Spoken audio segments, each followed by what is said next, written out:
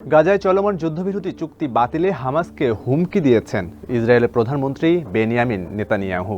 হামাসকে সতর্ক করে তিনি বলেছেন, 15 ফেব্রুয়ারি দুপুরের মধ্যে জিম্মিদের ফেরত দেয়া না হলে গাজায় যুদ্ধবিরতি বাতিল এবং সেখানে আবার তীব্র লড়াই শুরু হবে। বিবিসির এক প্রতিবেদনে এসব তথ্য দেয়া হয়। এএফপির এক প্রতিবেদনে বলা হয়, নেতানিয়াহুর এই হুমকির কয়েক ঘন্টা আগেই একই সুরে কথা বলেছেন মার্কিন প্রেসিডেন্ট ডোনাল্ড ট্রাম্প। ট্রাম্প বলেছেন, 15 ফেব্রুয়ারি দুপুরের মধ্যে হামাস যদি সব ইসরায়েলি জিম্মিকে মুক্তি না দেয় তাহলে তিনি এ চুক্তি শেষ করে দিতে পারেন। ইসরায়েলের প্রধানমন্ত্রী নেতানিয়াহু বলেন, তিনি গাজার ভেতরে এবং আশপাশে ইসরায়েলি বাহিনীকে জড়ো হওয়ার নির্দেশ দিয়েছেন। এর আগে পরবর্তী নির্দেশ না দেওয়া পর্যন্ত নতুন করে কোনো জিম্মিকে মুক্তি দেয়া স্থগিত করেছে হামাস। সংগঠনটির এই ঘোষণার প্রতিক্রিয়ায় নেতানিয়াহু এই নির্দেশ দেন।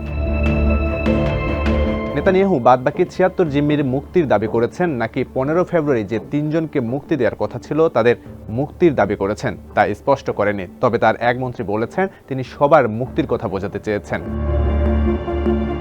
গুরুত্বপূর্ণ মানবিক সাহায্য আটকে দেয়া সহ নানাভাবে ইসরায়েল 3 সপ্তাহের পুরনো যুদ্ধবিরতি চুক্তি লঙ্ঘন করেছে বলে অভিযোগ করেছে হামাস। এই অভিযোগে জিম্মি বিনিময় স্থগিত করে ফিলিস্তিনের স্বাধীনতাকামী সশস্ত্র গোষ্ঠীটি। তবে যুদ্ধবিরতি চুক্তি লঙ্ঘনে হামাসের অভিযোগ অস্বীকার করেছে ইসরায়েল।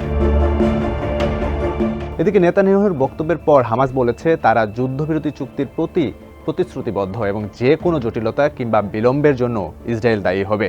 হামাস এই সপ্তাহান্তে নির্ধারিত জিম্মিদের মুক্তি বিলম্বিত করার সিদ্ধান্ত নেয় মার্কিন প্রেসিডেন্ট ডোনাল্ড ট্রাম্প প্রস্তাব করেন, ইসরায়েল চুক্তিটি সম্পূর্ণভাবে বাতিল করা হবে এবং 15 ফেব্রুয়ারির মধ্যে সব জিম্মিকে ফিরিয়ে না দিলে গাজাকে নরকে পরিণত করা হবে।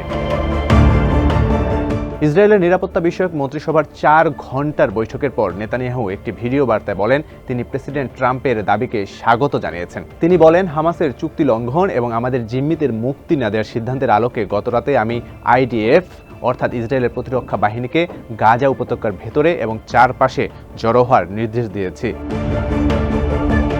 নেতানিয়াহু আরও বলেন, যদি হামাস 15 ফেব্রুয়ারি দুপুরের মধ্যে আমাদের জিম্মিদের ফিরিয়ে না দেয় তাহলে যুদ্ধবিরতি শেষ হয়ে যাবে। হামাসের চূড়ান্ত পরাজয় না হওয়া পর্যন্ত আইডিএফ পুনরায় তীব্র লড়াই শুরু করবে। নেতানিয়াহুর এই আলটিমেটাম মন্ত্রিসভায় সর্বসম্মতভাবে অনুমোদন পেয়েছে। নেতানিয়াহুর বক্তব্যের আগে ট্রাম্পের ওই ঘোষণায় পরিস্থিতি অনেকটাই ঘোলাটে হয়ে উঠেছে। মার্কিন প্রেসিডেন্ট হিসেবে ক্ষমতা নেয়ার পর ট্রাম্প জানান, গাজার নিয়ন্ত্রণ নেবে যুক্তরাষ্ট্র, খালি করা হবে গাজা উপত্যকা, সেখানকার 20 লাখের বেশি বাসিন্দাকে অন্যত্র সরিয়ে নেওয়া হবে। হোয়াইট হাউসে সাংবাদিকদের সঙ্গে আলাপে যুক্তরাষ্ট্রের প্রেসিডেন্ট বলেন, যদি 15 ফেব্রুয়ারি 12টার মধ্যে সব জিম্মিকে ফেরত দেওয়া না হয়, আমার মনে হয় এটাই উপযুক্ত সময়। আমি বলবো, যুদ্ধবিরতি বাতিল করো। যুদ্ধবিরতি চুক্তির প্রথম ধাপ 6 সপ্তাহ স্থায়ী হওয়ার কথা রয়েছে।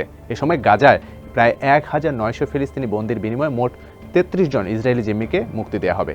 গত 19 জানুয়ারি যুদ্ধবিরতি কার্যকর হওয়ার পর থেকে এখন পর্যন্ত 16 জন জীবিত জিম্মিকে মুক্তি দেওয়া হয়েছে।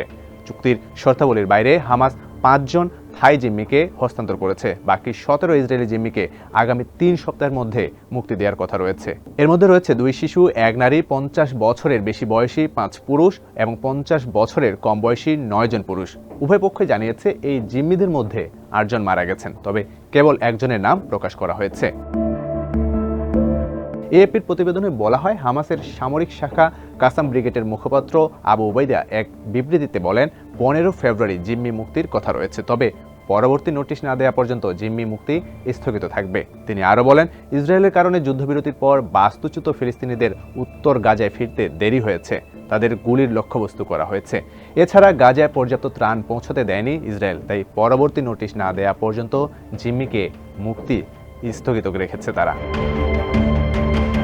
পরে আরেক বিবৃতিতে হামাস জানায়, নির্ধারিত বন্দি বিনিময়ের 5 দিন আগে ইচ্ছাকৃতভাবে এই ঘোষণা দিয়েছিল হামাস। এর উদ্দেশ্য ছিল চুক্তির শর্ত পূরণের জন্য ইসরায়েলি দখলদারীদের বিরুদ্ধে চাপ তৈরির জন্য মধ্যস্থতাকারীদের পর্যাপ্ত সময় দেয়া। দখলদারেরা চুক্তির শর্ত মেনে চললে পরিকল্পনা অনুযায়ী পরবর্তী ধাপে বন্দি বিনিময়ের কাজ এগিয়ে নিতে দরজা খোলা থাকবে। হামাসের এই সিদ্ধান্তের পরপরই ইসরায়েল জানিয়েছে, তাদের সেনাবাহিনী যে কোনো সম্ভাব্য দৃশ্যপটের জন্য প্রস্তুত রয়েছে। 2023 সালের 7 অক্টোবর সীমান্ত অতিক্রম করে ইসরায়েলে ভয়াবহ হামলা চালায় হামাস। এতে সেখানে 1200 জন নিহত হয়, জিম্মি করা হয় 251 জনকে। এই হামলার জবাবে ইসরায়েলি সেনাবাহিনী হামাসকে ধ্বংস করতে গাজায় ধ্বংসযজ্ঞ শুরু করে। গাজার স্বাস্থ্য মন্ত্রণালয়ের তথ্য অনুসারে যুদ্ধ শুরুর পর থেকে এখন পর্যন্ত গাজায় 48,210 জনেরও বেশি মানুষ নিহত হয়েছে। গাজার বেশিরভাগ মানুষ একাধিকবার বাস্তুচ্যুত হয়েছে। প্রায় 70% ভবন ক্ষতিগ্রস্ত বা ধ্বংস হয়েছে বলে অনুমান করা হচ্ছে। স্বাস্থ্যসেবা, পানি, স্যানিটেশন এবং স্বাস্থ্যবিধিও ভেঙে গেছে। খাদ্য, জ্বালানি, ওষুধ ও আশ্রয় সংকটে আছে গাজার বহু মানুষ।